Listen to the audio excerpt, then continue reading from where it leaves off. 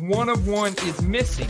I knew something was up. Pop, that's almost twice as much going for the same price. I just freaking love that rated rookie logo. Doing more buying. Which one of these 5 quarterbacks has the worst set of pass catchers to throw the football to? Guess how much I sniped this for an auction? Number to 5, you dirty animal. I'm telling you, these optic on-card autos are money.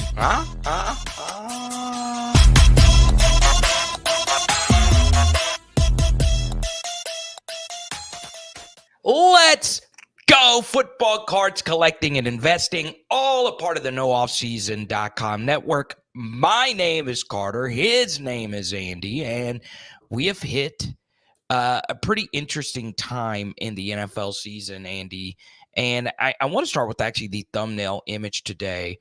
Derrick freaking Henry goes nuclear in one of the weirdest dominating games you'll ever see, where Justice Hill was a leading wide receiver. Mark Andrews has been erased from planet Earth, and it's all about the king from Alabama, baby.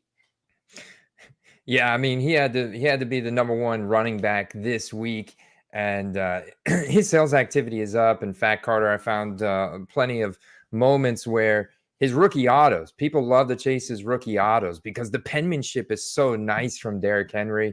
So this very exquisite, elaborate penmanship. And even like his college rookie ticket auto had gone up, almost doubled. The thing is, if you go back before the season started, that was about $100 card. And then it dipped in the beginning of the season. And that was kind of like this little opportunity to have bought him.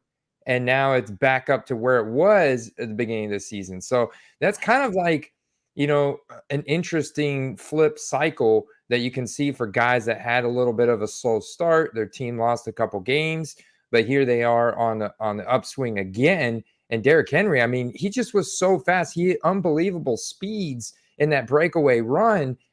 Guy looked like he was 24 again, Carter. Yeah, and it's unreal. So I want to share a stat before we get into some actual prices.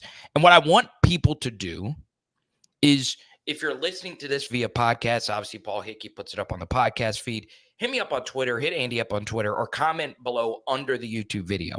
What I want everyone to do is rank these 3 running backs based on their career, not their current status, their career.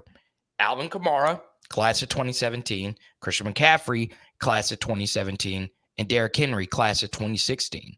And Andy, I think most people would say Christian McCaffrey, right?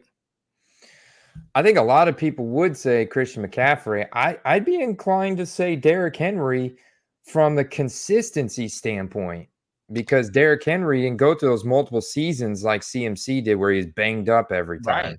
Right. And I could make a strong case for Alvin Kamara. Now, I understand that would come off extremely biased, but I'd say he's the best pass catcher out of those 3. Yeah. I mean, it's hard because CMC is such a good all-purpose, like all around. And when he is healthy, man, he's just absolutely incredible. He's on the field 100%. But I love Alvin Kamara's ability to make something out of nothing in space. His pass catching is incredible. It kind of reminds me of Bijan Robinson's pass catching ability. And Alvin Kamara's got this incredible touchdown efficiency almost. He's got a nose for the end zone. Yeah, so I want to share something about Derrick Henry, because there are a lot of people out there that are thinking, hey, this is the final year, right? Andy, this feels like Tim Duncan in basketball, right? Where everyone was like, okay, this is Tim Duncan's final year. And people were just kind of tired of him because, it was boring and people got tired of the Spurs. And what did Tim Duncan do? He kept playing. He just kept freaking playing. I am not sure if Derrick Henry is not an alien. I am not sure, because I think with the Ravens, he can continue to be a good player for the next couple of years. And I understand that goes against all historical data and all that. But you know what's crazy, Andy? Derrick Henry started 4 years of varsity high school football in Florida. And do you want to know what his averages are per game in high school football in the state of Florida? Do you want to know? Probably something insane. I wouldn't even be able to guess it. Okay, so normally high school running back stats are you get 150 a game, and it's on 10 carries, right? Because you just break it off. No, in Florida, they handed Derrick Henry the football on average, Andy, 30 times a game over a 4-year career. 30 times, never got hurt, and averaged over 260 yards. Okay, that's a high school freshman, a high school senior on a varsity schedule, never got hurt.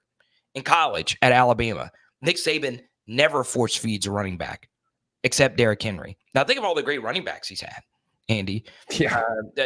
Like, he's always had committee backfields, and there was other good running backs in Derrick Henry's room. Force fed him at Alabama, especially, to get him to Heisman in his final season. And then, Andy, he goes to the NFL with some of the most mileage you'll ever see. And Andy, he's only been hurt once. Okay, missed 8 games with the Tennessee Titans, and still has not gotten hurt. Okay, and Kamara's had more injury issues, but CMC's always hurt. So I think, I understand it sounds crazy. Are we possibly underrating Derrick Henry?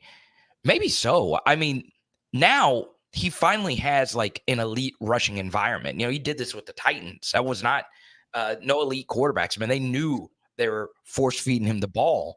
Andy, I think this could be a multiple year thing. I really, really do. I understand it's impossible to predict injuries. I understand every single historical data point would say Derrick Henry is going to fall off a cliff later this season or get hurt, or Keaton Mitchell comes in and takes over the room. I don't know. Because what I saw Sunday night was special. Yeah, and this team is good, man. They just had a rough start to the season. This is a playoff caliber team. I think if you own Derrick Henry rookie cards right now, or rare veteran uniform Derrick Henry cards, I'm sure he's in the Ravens uniforms in some of these newer sets. So those case hits and those sets are definitely going to be desirable. I would hold him, man. I would hold him at this point. I think you're looking at a playoff play. And you're right, man. All the facts and stats you just mentioned indicate that he could have another couple years under, in the tank. And it's just like, oh my gosh, man, to see him break away from guys 10 years younger than him like that on Sunday night was just absolutely unbelievable. And Andy, this year has been the year of the veteran, right? Just so many veterans we would have considered dusty are playing at such a high level. Your guy, Baker Mayfield, coming off a rough Broncos game, lights up the Eagles. Obviously, Sam Darnold has been the story of the freaking NFL. Derek Carr starting off, well. Kirk Cousins 2-2, even though he's not necessarily played well. And then the best quarterback duel outside of Joe Burrow and Jayden Daniels was Monday Night Football again, where Geno Smith and Jared Goff. That was one of the best quarterback duels I can remember. That was, to me, in many ways, as good as Burrow and Daniels, right? What those two were able to do last night. Yeah, that's becoming one of the funnest matchups every year, is the Seahawks versus the Lions. And look, I mean, Jared Goff was absolutely surgical last night. 18 for 18, did not have an incomplete pass. Also caught a touchdown from Amon-Ra St. Brown. Just like, this Lions offense is so much fun to watch. And look, the Seahawks lost the turnover battle. I mean, DK Metcalf, a costly fumble early on, and Geno Smith with an interception. I mean, he's thrown a lot of touchdowns this year, and he's played really great, but he's also thrown a lot of interceptions this year as well. Yeah. And ultimately, Goff and the Lions come out of this game, and it's like, I can't wait to see the Vikings and the Lions play now. That's going to be exciting. Yeah. So your thoughts, Andy, let's talk about Lions players and their cards, right? It's such an interesting team when it comes to, their football card market, because you have, once again, one of these veteran quarterbacks in Jared Goff playing unfreaking believably well. He's a low-key decent MVP play if you really want to go that route, because the Lions, I think, are going to keep winning. And Jared Goff, because the Lions defense is at the absolute best, is going to continue to put up pretty good numbers, right? And the 100% completion percentage, obviously, that's at a record yesterday. And look, guys are running wide open. That's obviously part of it. And David Montgomery had the most ridiculous run probably of the season. But Andy, your thoughts on Jared Goff and Lions players cards as we move forward? Well, you could argue that Jared Goff has got more to squeeze out of his current card values. We look at a transaction right here like this, Ooh, blue out of 149 PSA 10, selling for $185. It's a solid transaction, but there's definitely a lot of upside in Jared Goff's current card values because he's very close in price comparison to that of Derrick Henry from 2016. I mean, yeah. if you go back to before the season and look at their base Donruss PSA 10s or their Prism PSA 10s, which are the most transacted, graded cards in their market, I mean, they're very close in price. And I mean, you've got a serious playoff contention team here, a former number one overall pick. Jamison Williams prices have gone up a lot. Jahmyr Gibbs prices have stayed sky high since being drafted, just like Bijan. Amon-Ra St. Brown's prices have been sky high since before the 2023 season because of his wide receiver one elite status. So, I mean, the guy that people have made the most money on so far this year from the Lions is definitely Jamison Williams. Yes. But if this team's going to make a deep playoff run here, Jared Goff is definitely going to go up in price.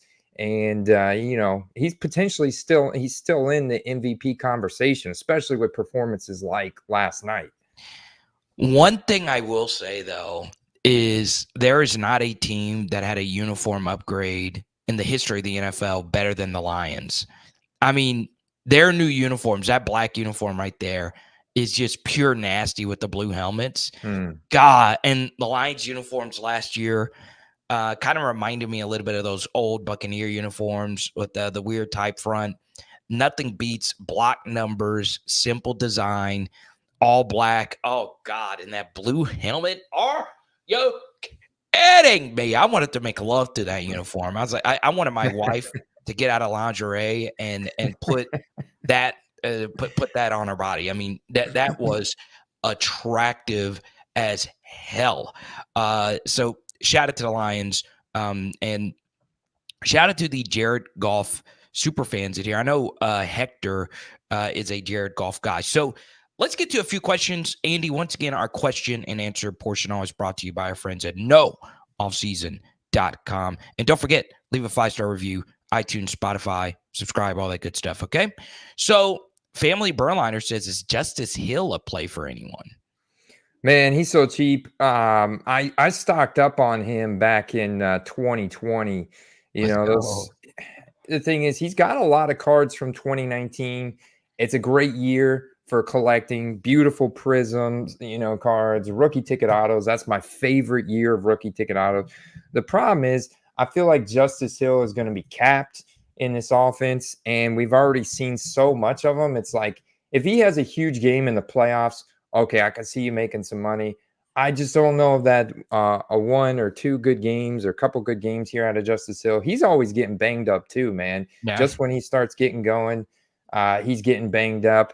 And so ultimately, I've still got some cards of his in my box that I think I've still even got listed. But as you can see here, it's like kind of doing a search for his rookie autos. They have been really selling the past couple days, so I'll have to expand my search to see what has been selling for him the past day or so. But you can see these are still very cheap for him. Yeah, so, we're kind of burying the lead, and part of why I didn't want to start with this guy is because, well, we talk about him so much because of my connection to him, but, the story is Jayden Daniels. I mean, Andy, it's otherworldly what we're doing. I mean, it looks like we are watching, like, this could be the legendary quarterback of, like, the post Mahomes era, even though their age differences aren't really that crazy. But, man, Andy, first off, your thoughts on Jayden, and second off, your thoughts on Jayden's somewhat complex card market, right? Yeah. Obviously, as you know, you look some things up here. As a Jayden collector myself, it's frustrating that we never got the Bowman U and the LSU uniform and the Heisman significance when we had that with obviously Caleb Williams, Drake May, and those guys. But the point is people are freaking loving Jayden Daniels. Gold standard stuff, Andy, is just getting crazy. And now we got Illuminance out here. And I've seen a few of these float around for the past week or so, but man, even Illuminance college uni stuff is starting to get a little nasty here. Oh, yeah. I think this is a top product to sell right now because a lot of people are doing luminance breaks, and it's an easy product to get into right now. In fact, this is one thing I've observed, and we'll talk about it more in my hobby tip. There's a lot of sealed product that's just recently released here that is already on sale. That tells you that sealed product, it's from a distribution standpoint, is like the sales are down a little bit. So they're lowering the price. So you're going to see a lot of this. And with it being college uniform, I do think it's great to move it. There's some redemptions in this set. I think you should move those now without redeeming them. The main card that I think is like the top non-autoed card for Jayden Daniels that people are chasing. And it's pretty wild to see the price difference between this and Caleb Williams. It's the XRC from Select. And these are all redemptions right now. And I am inclined to recommend to people to go ahead and flip these.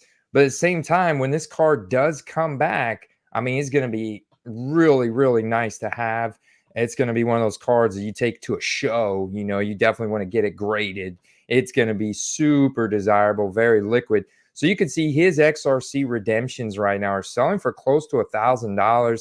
This is the standard silver non-serial numbered one. And then if you go and look at the Caleb Williams same XRC market, those are about $550. So Jayden absolutely taking the lead here. His gold standard cards are an extra 25 to 40% of Caleb. He's really running away with this Rookie of the Year award and a lot of the hype here for a young quarterback market. Yeah, you know, this could be an opportunity for me to buy some of the other rookie quarterbacks if everybody's, you know, just so locked in on Jayden. And it sucks being just an LSU collector and just being priced out of all these legendary players early on. But yeah, you know, I will say this from Caleb's perspective. This will be the worst he looks. Like, I do think I've seen enough promise from him that he's eventually going to be good with the better play caller, with the system around it, with the better offensive line, hopefully coming his way. So, Andy, your thoughts on Caleb's market and your thoughts on the future of the Bears under C-Dub? Yeah, and I just look at this NFC North division, man, with the Vikings and the Lions playing the way they are. The Packers, I mean, they put up quite a fight against the Vikings this past week. And Jordan Love, he looks good out there, man. He kind of reminds me of C.J. Stroud in a lot of ways. And so I just think that Caleb's going to continue to struggle. I mean, especially when you see just the poor play from the offensive line. And, you know, you finally get some turnover-free football from them. And you know, they have a solid game this past week and they get a win.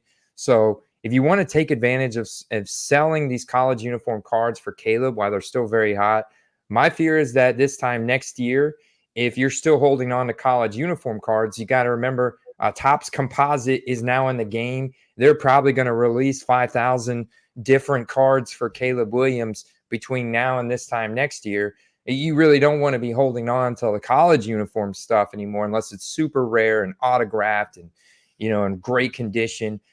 Otherwise, yeah, it does make sense to get rid of some Caleb stuff. Or if you're wanting to buy, I would say wait, man. I would definitely wait here until the beginning of December, end of November. I don't see this Bears team making the playoffs like a lot of people thought before the season, Carter.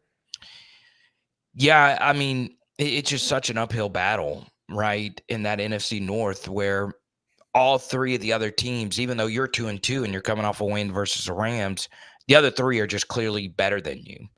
The one thing I'll say, though, is all three of those teams have such a significant coaching advantage over what the Bears have right now, right? I could sit here and make very strong cases that the other three coaches in the NFC North should be coach of the year right now.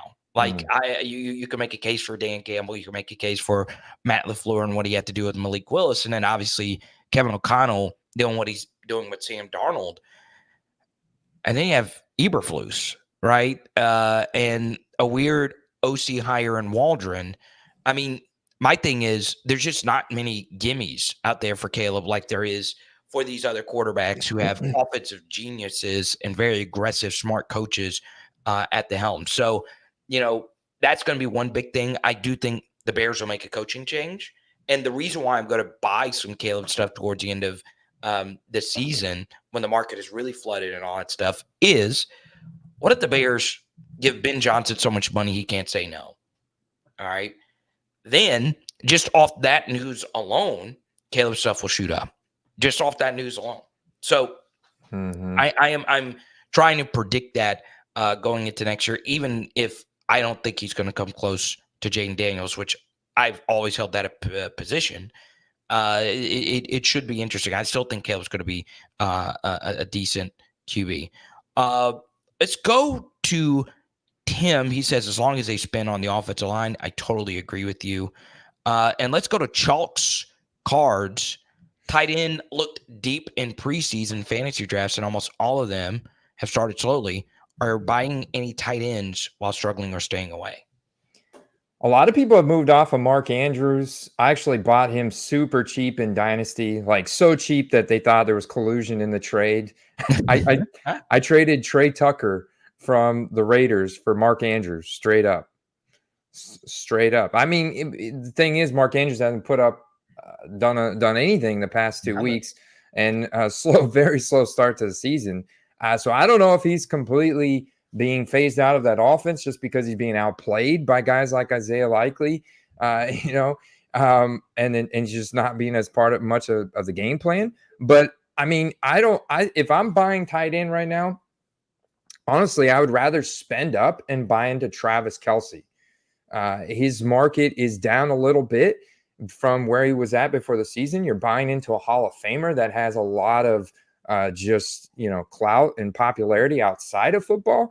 And, this is obviously a Super Bowl contending team and everything. So it's like, I would just pay up and buy into Travis Kelce, especially now with the Rashee Rice injury. We still don't have an exact timetable of how long he's going to be out, but immediately in the game, Travis Kelce's target share and targets per route run jumped up. And I think a lot of hobbyists are like, oh, it's going to be Xavier Worthy who's going to be the top target earner now in this offense, which I'm sure is going to be an uptick. But they're probably just going to go back to Travis Kelce and ask more of him and kind of his final year here with the Kansas City Chiefs. Yeah, you could see and the Chiefs are one of the teams I do film studies for on Power Hour NFL.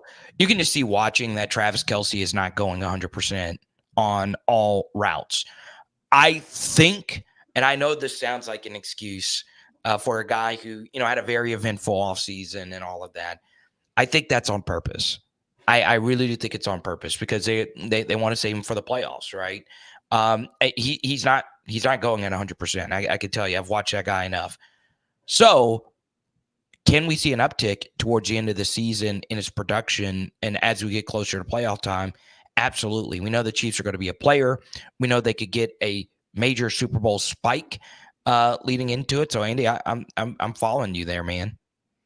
Yeah, and what's interesting, he's got that 2013 score rookie retro. You could see sold in a buy now today for $35. This is a popular card. It's a card that they just came out with again this year in score. And right now it's selling for about $10 for Jayden Daniels.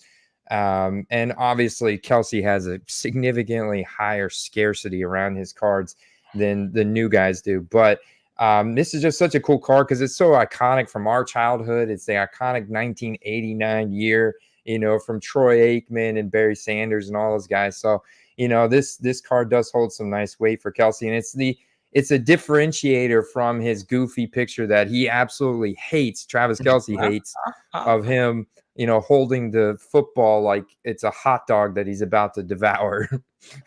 I love it. Yeah, I'm in on the Kelce thing. And obviously there's extra value with who he is just as a personality. It is interesting, though, like these off the field, high profile TV things have never really changed card values all that much, but it's interesting. I think that could change in the future. So 2013, my favorite year of football cards ever.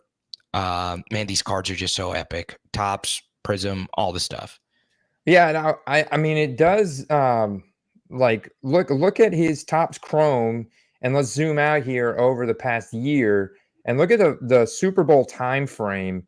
I mean, this card was up to $300 in auction, and that was $340 in a Probstein auction. Some people are like, okay, we got to rule that one out. But okay, let's look at a $300 buy it now here, a $357 auction Sunday, January 28th. And right now, like you've got this seller who took 136. So you can see how the Kelsey market is still kind of expensive, but it's down big time to where it could be, especially once they get back into the deep playoffs here. One thing I would include, and I brought this up in my video yesterday, and also we'll bring it up here with Hector. There is a lot of steam that the Chiefs are going to go get a high-profile receiver here recently. We'll see. I mean, the Chiefs have done that. I mean, they went and got Marquise Brown, and that's been a disaster, obviously, with the injury. But it's interesting. One other tight end that had a rough start, but finally got schemed up on the play that Travis Kelce is mastered, these little tight end screens, is Sam Laporta, right? I'm still a believer in a talent, even though it's not been, he's not lived up to the draft capital that you spent on him, him being the clear-cut tight end one, but he's still good. Like, I don't think he just sucks. It's just not how the offense has rolled, right? Jameson Williams has gotten better. David Montgomery still has a lot of juice. Another veteran running back who's going off. Jahmyr Gibbs, his red zone usage has gone up, and Amon-Ra is Amon-Ra. So there's just only so many mouths to feed. Eventually, Laporta's going to get his, though. He's just too good for me to think that he just sucks. So, and his card prices have always been like just so freaking sky high. So, I'll be interested to see if there is a dip. Let's go to James. What are your thoughts on Jalen Hurts, Andy, as we move forward?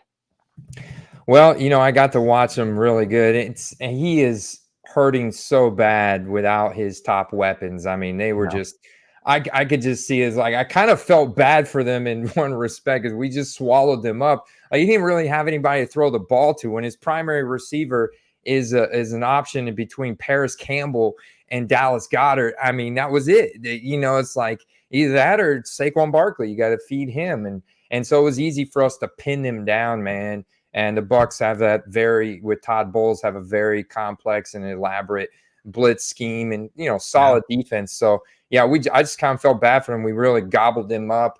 And, I mean, if you're going to buy Jalen Hurts, now is a great time because I really saw how much not having a guy that can just separate off the line like A.J. Brown or Devonta Smith, being able to get the ball out quick to guys like that and let them work in space. I mean, it's just a huge impact to Hurts here. His prices are down big time. So if you believe that, Jalen Hurts is going to bounce back here in the East, in the NFC, then now is the time to actually stalk his auctions and snipe his cards because, I mean, they've gotten pretty low. So, like, I'd look for a rookie ticket auto that's under $300, and that's a great buyer. Like, a green velocity optic rated rookie, for example, a little bit more uncommon optic rated rookie, PSA 10. See if you can get that for around 150, under 200. Very solid pickup as well. I gave Paris Campbell as a play this offseason, and his cards have gone up from 99 cents to roughly like $5 per auto. So there you go. I know you guys are rolling in the dough. But that was a obviously distant option. Let's go to Hector. Thoughts on Justin Fields, Andy? Yeah, I thought Justin Fields played really well. He just had a really unfortunate fumble down the stretch. And, once again, this didn't help his prices because there's still uncertainty there around, well, is he going to continue he doesn't have this. He doesn't have job security in the eyes of a lot of hobbyists, and so I think that perception has kept his prices suppressed enough to where there's still a lot of upside, and especially when you compare them to Trevor Lawrence, that's winless. So if I were to compare those two guys, I'm like, just from an organization standpoint, I'd much rather transition my Trevor Lawrence portfolio into Justin Fields. Is just not the job security there. He doesn't have the contract in place and the confidence in place.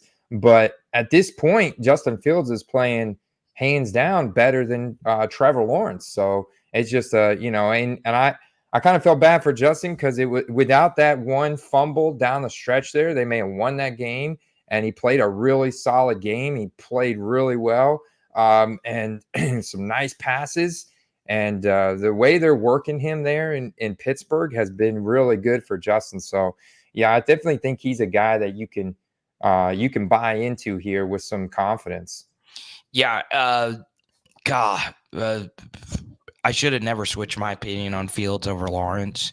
And as you've watched over the years, my Trevor opinion has gotten flamed, right? I've been Fields over Lawrence for years. And I was like, oh, well, now it's just done for Fields after what happened in Chicago. I was like, well, T-Law is better than Fields now. But I still never thought T-Law had taken that next step.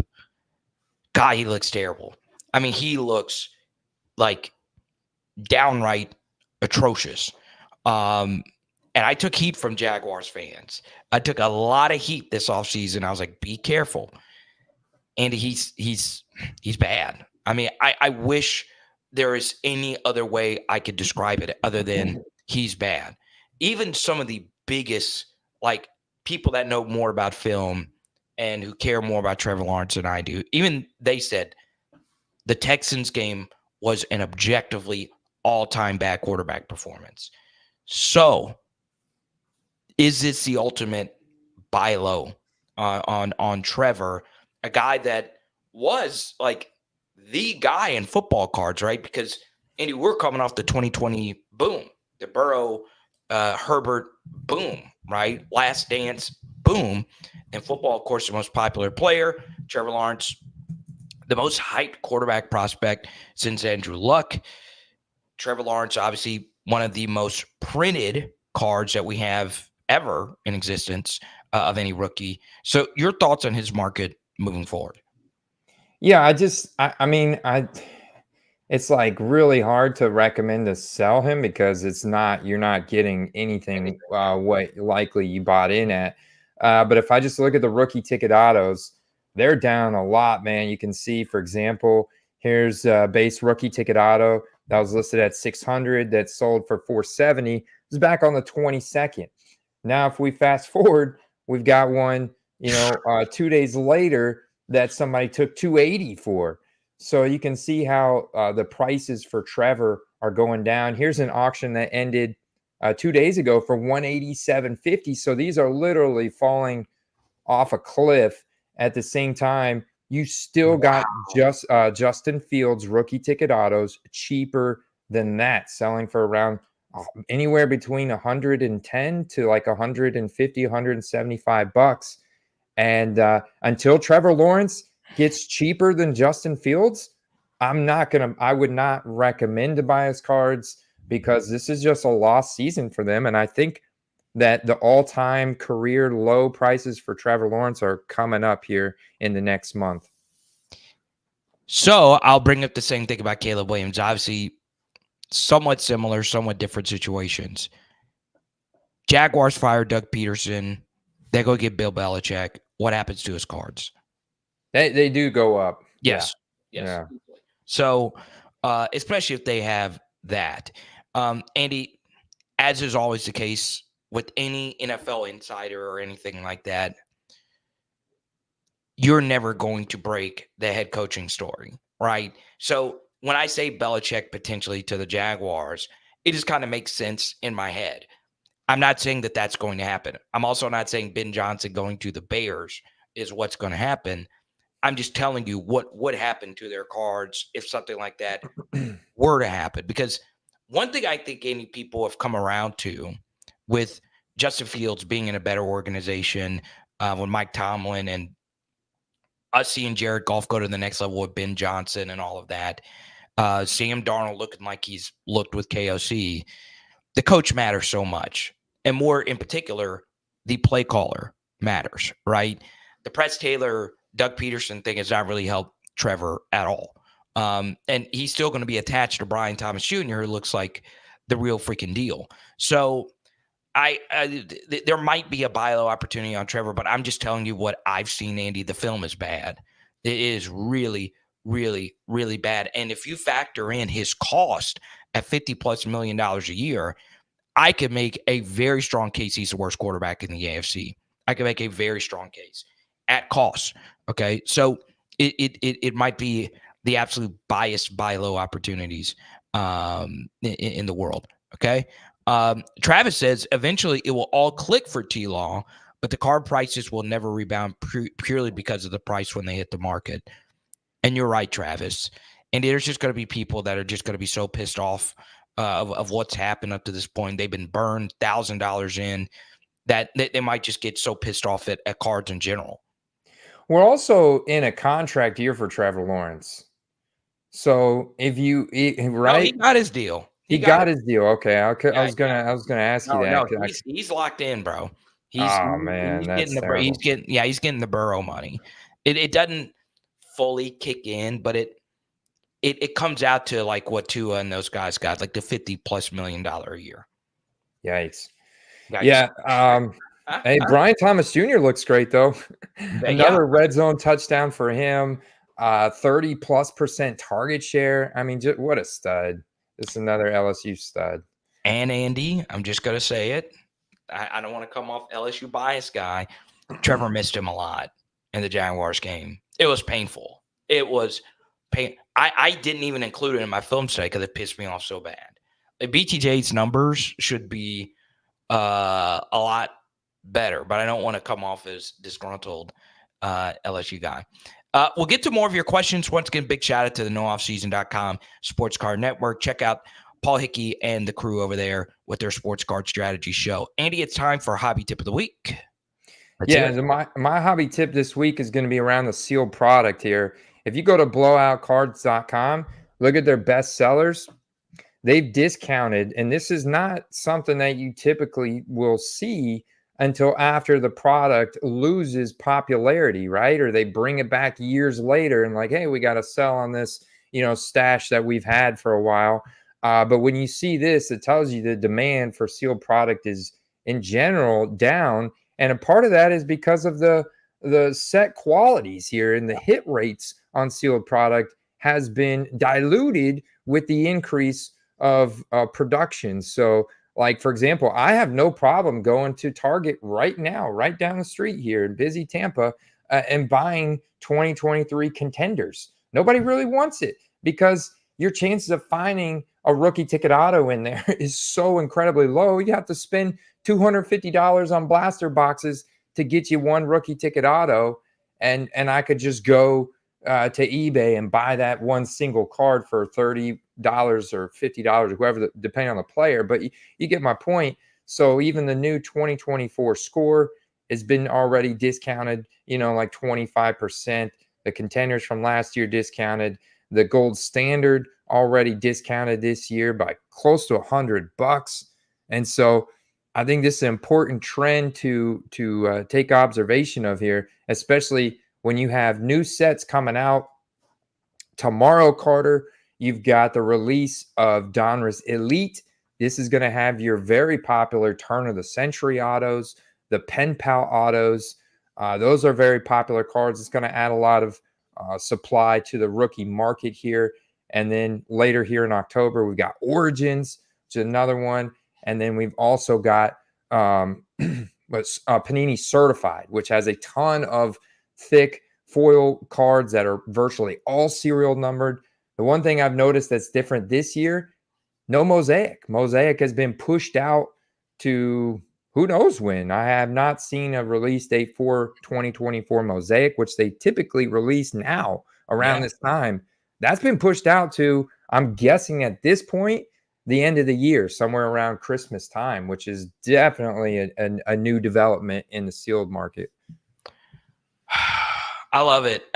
Andy, I'm holding a lot of sealed wax of the 2020 rookie class. I think you should stock up on the sealed wax for this next rookie class, even though they won't have autos for some of the key guys in there. But I'm excited for Donruss Elite. I am, even though I'm not a big Donruss Elite fan. I do love the designs this year. I mean, just very simple pops. So I'm interested to see this product. Yeah, it's a good product because there's a lot of pro uniforms and there's on-card rookie autos. When Pen Pals first come out of this set, they're very popular because amongst the other rookie autos, these do quite well. You see a ton of people buy those score treat cards. There's a big demand for like portrait style cards up close of the player without their helmet on. Yeah. And almost like a mugshot for a lot of these guys.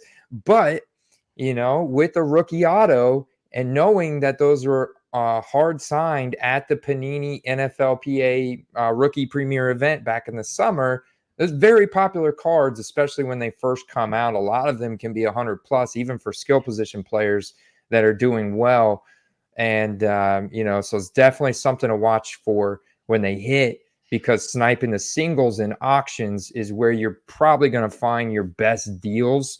And just your highest chance of success and profiting on the cards that you want to collect. If you just want to throw money against the wall and really gamble, almost like playing roulette, then go and get into some breaks, I guess. Buy you a box. I'm about to give the rated rookie folks out there who make the decisions with that some really good advice. Please bring back the 2018 rated rookie design of the portraits of players looking into the future. I love that stuff, dude. The Mahomes 2017 and 2016, Derrick Henry. I think about that photo all the time. Him, you know what I'm talking about, Andy, holding the football like this and looking into the future. I freaking love that pose. Like, I want that back. Like, it makes that rookie card feel very rookie-ish, right? He's looking into the future. He doesn't know what the future holds, right? Instead of these Photoshop positional or in-play images, bring it back. That would be my hobby tip of the week to the card manufacturers. Andy, my tip of the week is just be willing to say that you're wrong about stuff. Like, I think that's like very, very, very important. About to make a bold proclamation here, Andy. All right. Bijan Robinson and Kyle Pitts might not be good. Like, Kyle Pitts is definitely not good, right? Andy, what one stance you were right on, and I was with you as well. The gap between Bijan Robinson and Jahmyr Gibbs never really made a whole lot of sense to me. Like, did I think Bijan was a good prospect? Yes. Like, do I think he was worth that draft capital? Maybe. But I didn't think he was like generational. And you're one of the first to say, hey, the gap. And I would love to go back and remember these episodes. You're like, the gap between Bijan and Gibbs doesn't make a whole lot of sense. And it turns out you're right. Like, you were totally right about that. I mean, do you remember this, or am I just making this? Yeah, it was shortly after it closed. Like, it closed after Gibbs started scoring touchdowns in his rookie season. But before the season started, before we got into camp, from the draft time period to camp, there was a huge gap between Bijan and Gibbs prices on all their stuff. And I just could not make sense of it when the way they were drafted and everything and the teams that they went to. It just, yeah, I remember that. Andy, and it's okay to admit you're wrong. Like, I get stuff wrong all the time on here. Was I right about Trevor not being as good? Yeah. Was I wrong about Bryce Young? Yeah, it's okay.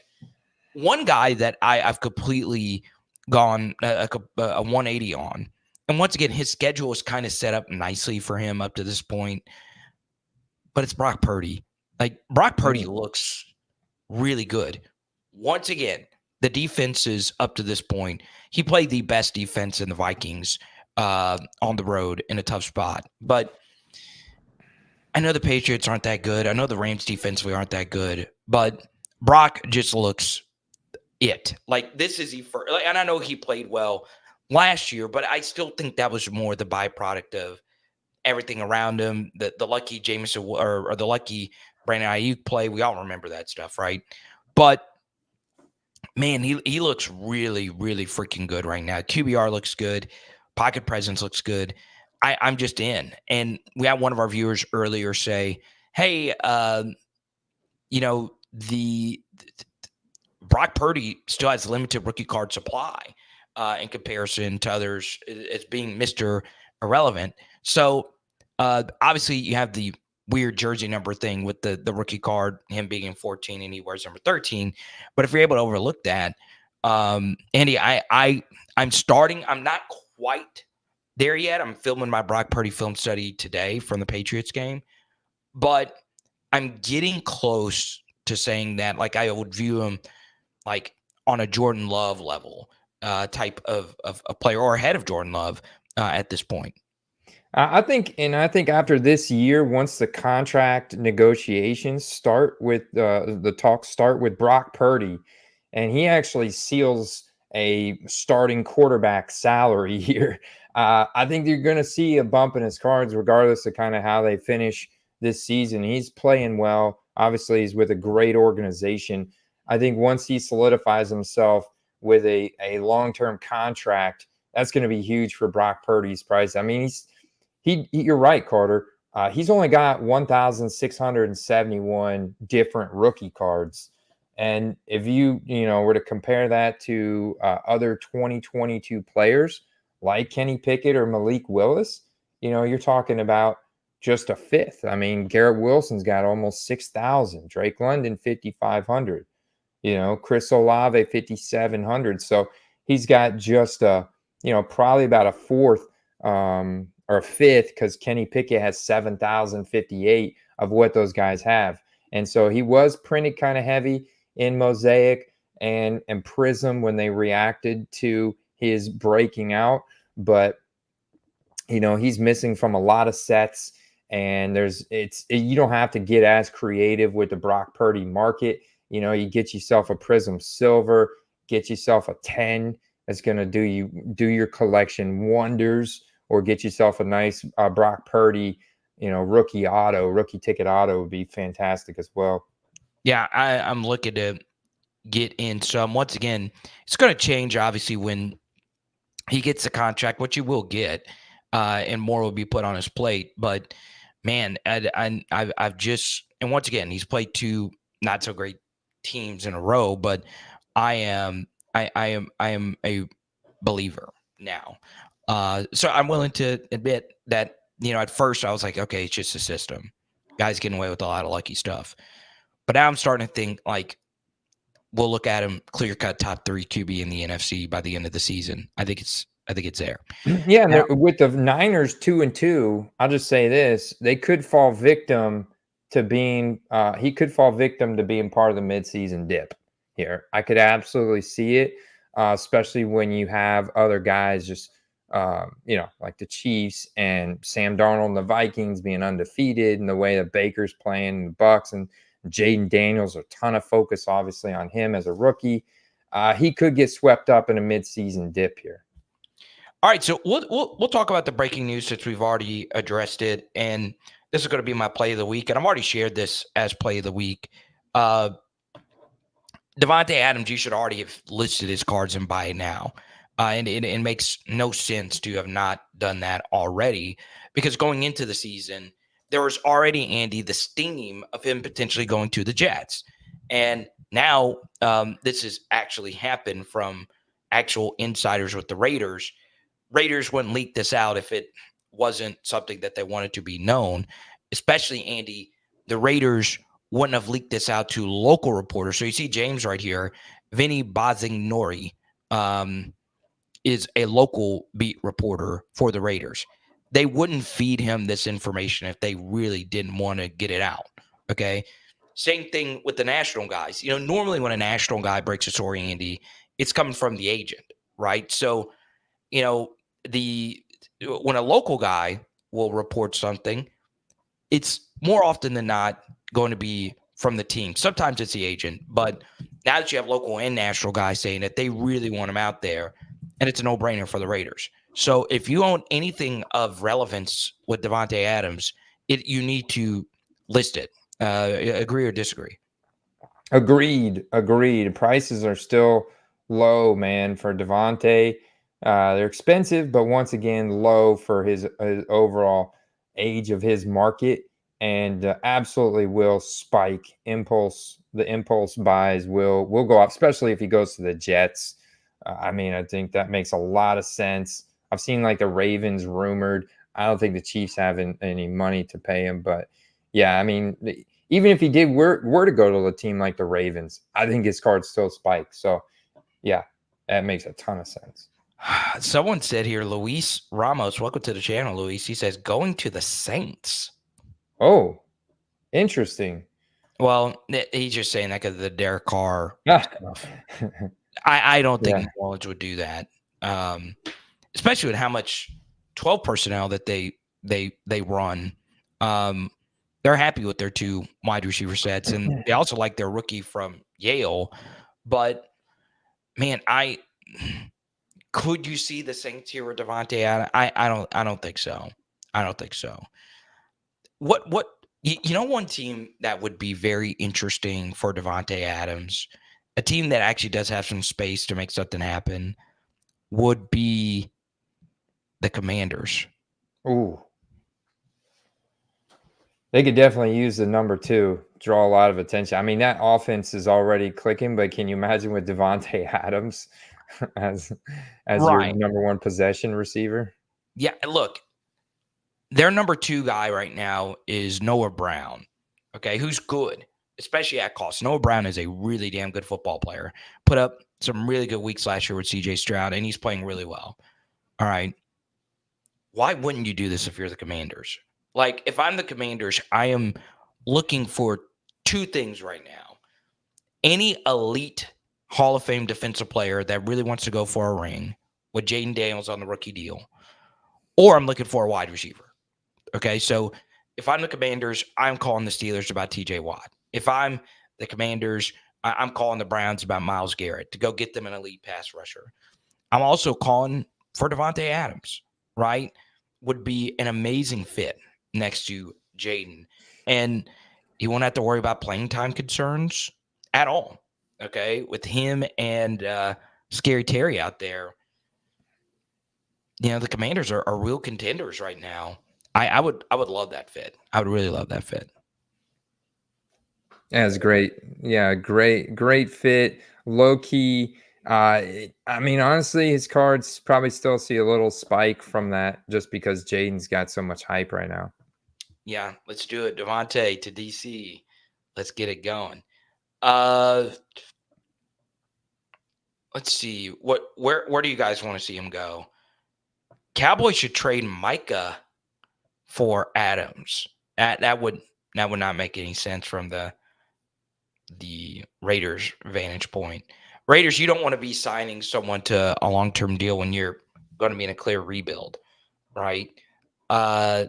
Also, you know, Brock Bowers to the freaking moon when this actually gets done.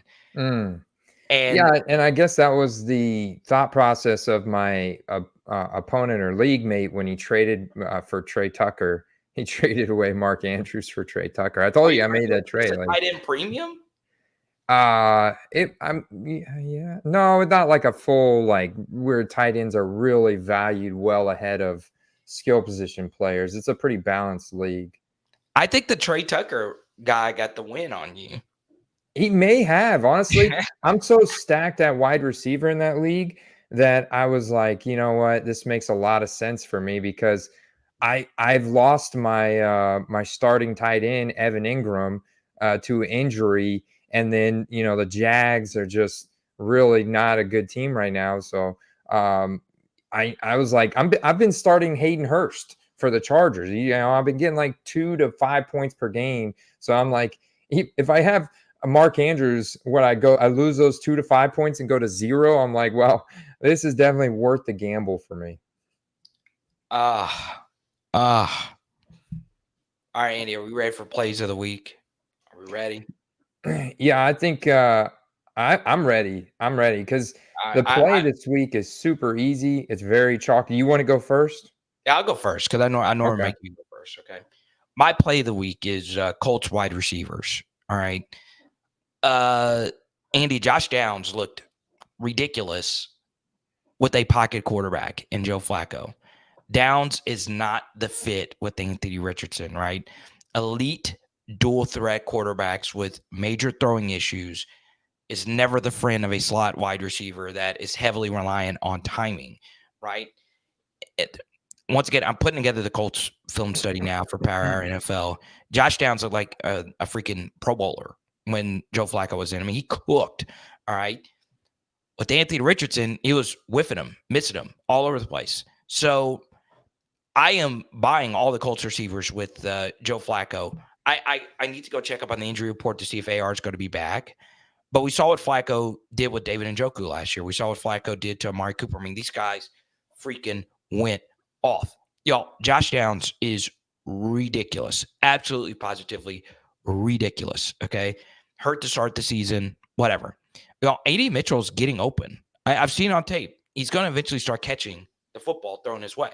So I am in on the Colts receivers. If Joe Flacco is the guy, we'll see what happens with ARs, injury reports, and stuff like that. So I'm going to be looking to target some Josh Downs autos, so some A.D. Mitchell autos when more of his pro stuff comes out, because I'm still a believer in both of those players as talents, right? And Andy, I'll be honest, we go back to, admitting when you're wrong. I wasn't really that big of an A.D. Mitchell guy in this last wide receiver class. The scouts agreed with me. He slid way lower than what anyone had to say. He's also not looked good up to this point with drops and stuff like that. Man, he's getting open. I at least that's what I'm seeing. And that's one of the hardest things you can do as a wide receiver. He's going to eventually catch the football, and with Joe Flacco, it makes an overall better fit. Where Alec Pierce, as the deep guy, is a better fit with AR, if that makes sense, right? Because AR can actually throw the deep, clear out routes that DBs don't think you can actually throw.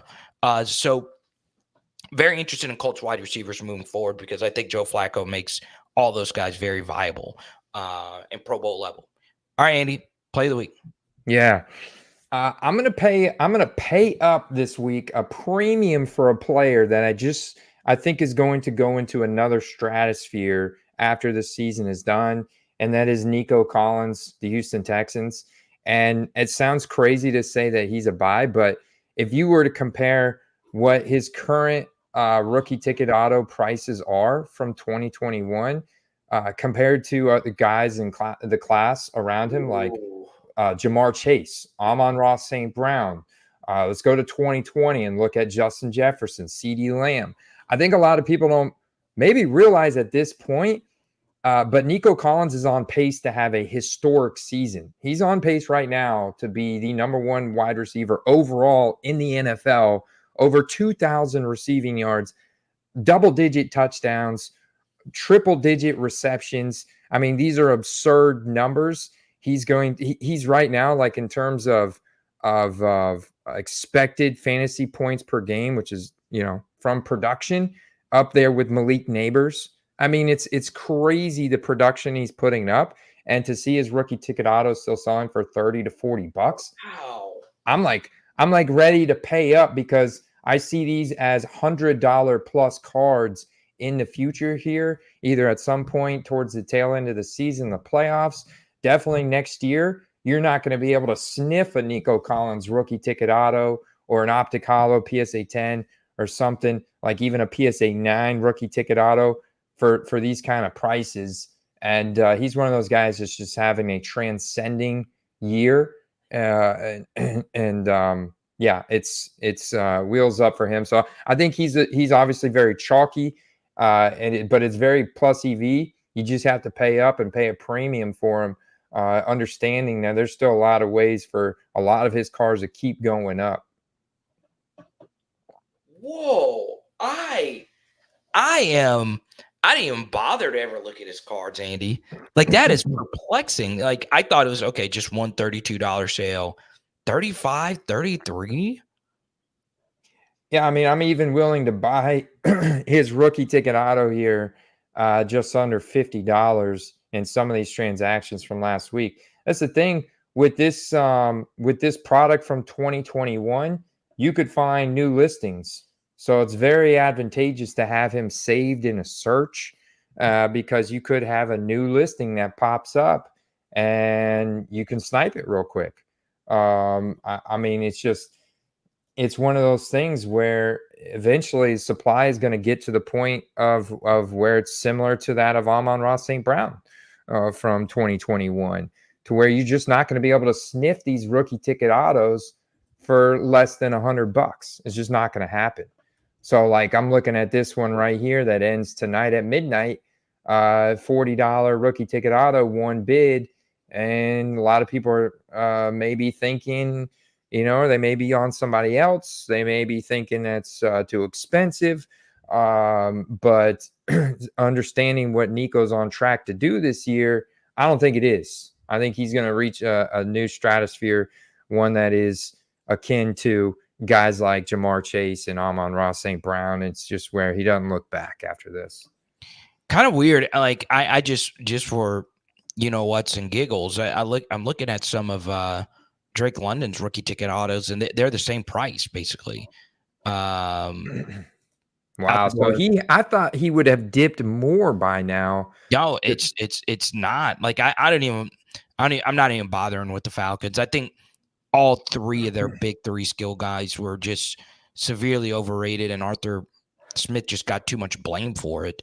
But yeah, I mean, I'm looking right now. Now, once again, there's a lot more variations of it, but yeah, I see a lot of like $30, $34 at the door. That's a draft capital thing right there, man. Yeah, that is draft capital. I mean, he does have good underlying metrics.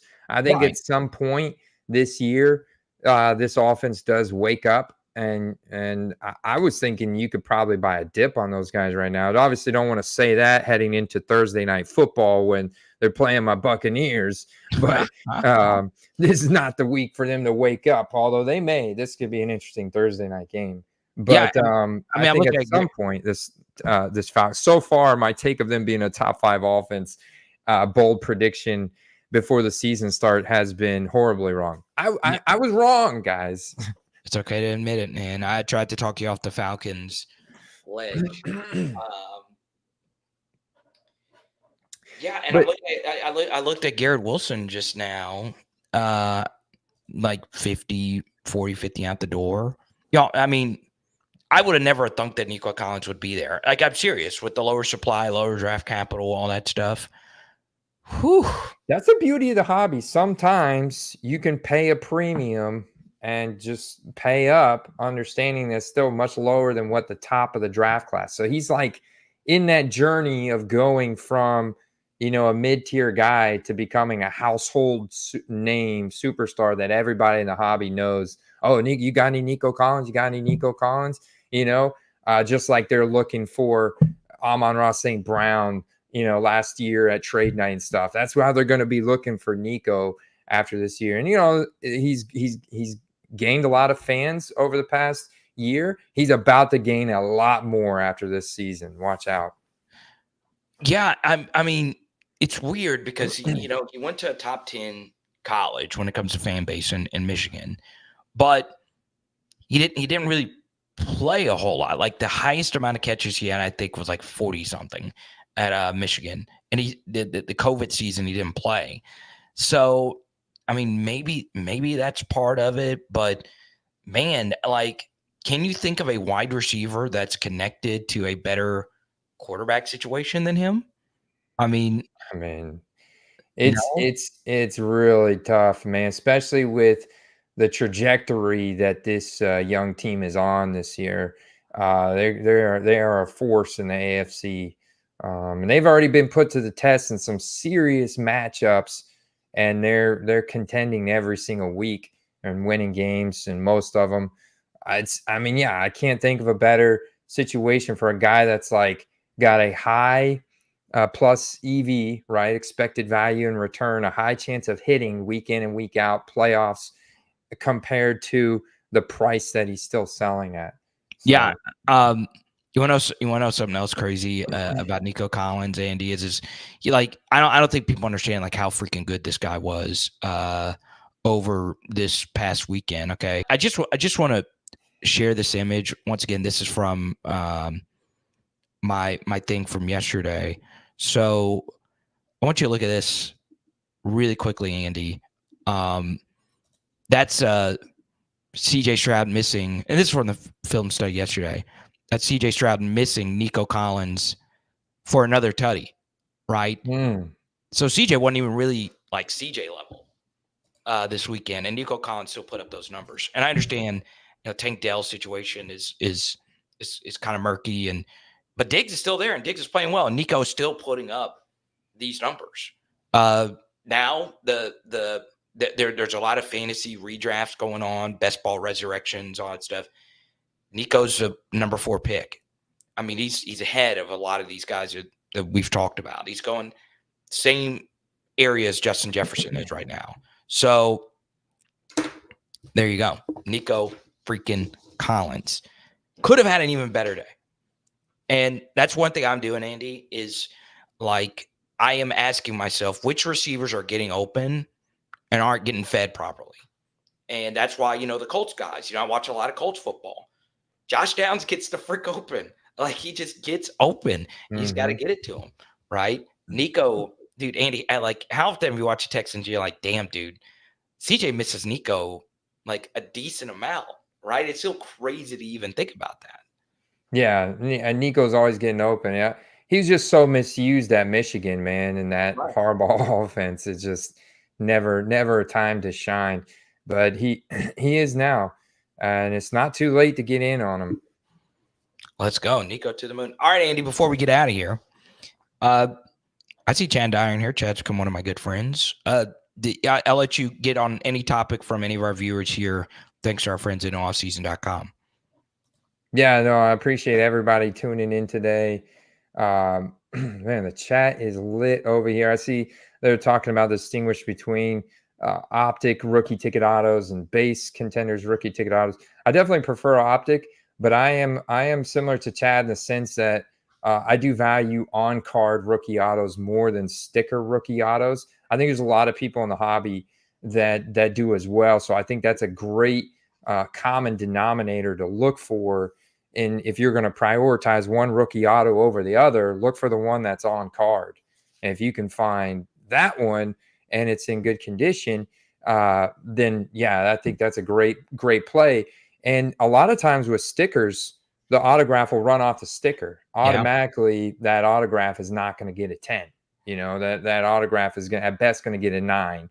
Where when it's on card, you don't have that issue, and you don't even need to get the autograph graded if it's from a licensed set that Panini is guaranteeing the authenticity of the autograph. That's already a given. So then you just get the card graded. Let's go to Hector, Andy. Better speculation strategy: buy a ton of lower price silvers or buy a few rare cards.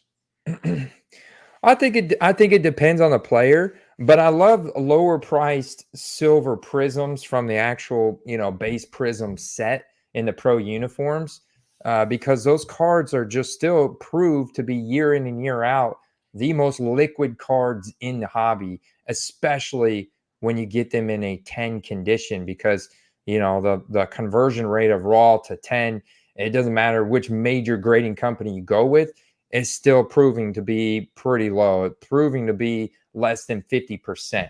You probably have a 50% chance of getting a 9 or a 10, but a lot of those, probably 40% of those are going to come back 9s and 10% 10s. So I do like the strategy because those silver prism 10s are fantastic cards, like, just gold standard, great cards to have in the collection that are going to hold value seemingly forever with given the right player. But yeah, I mean, I think you got to have a diversified portfolio at the end of the day, Carter. Some rare cards, the downtowns of Kaboom, some super rare rookie autos and stuff, and then silvers as well. Depending on the player and your budget, I think that's what the major differentiating factors are. Yeah, before we skedaddle, shout out and thoughts out to our viewers in North Carolina, Tennessee. You know, my family's experienced stuff like this before, and it's not my personal immediate family, but being from South Louisiana, you're very familiar with this kind of stuff. So our thoughts go out to you guys. Also, Andy, two legends, Pete Rose and Dikembe die, man. Freaking the finger wave, man. Next time your camera goes out, I'm doing the Dikembe finger wave. And that's why I want to end on a high note. Y'all throw some clap emojis in the chat. Andy's camera did not go out today. I'm impressed, man. I'm impressed. Yeah. For those that want to know what camera Andy actually uses, it's the same camera that they used to shoot the JFK assassination. Andy shoots on Zapruder film. That's the camera quality. So it's a legendary camera. It just loses its juice from time to time. Yeah, very strategically. Oh, actually, wall decor is a great question, Hector. I went to storage the other week and got all my stuff, and I got my little shelves and all my cards, and actually recorded a video on Saturday. I went through all the stuff that I used to have on my wall at my old office, my old house, that I'm going to put up for members only because it's raw and cut. Filmed it with my daughter on Saturday. So yeah, stay tuned, members, for that. I'll put that up on Patreon. But yeah, the wall decor is coming back soon. Patreon.com/football cards, or go to the nooffseason.com. Go premium with Andy and the football card quest. And we'll talk to you guys next Tuesday. Peace out. See you guys. Peace.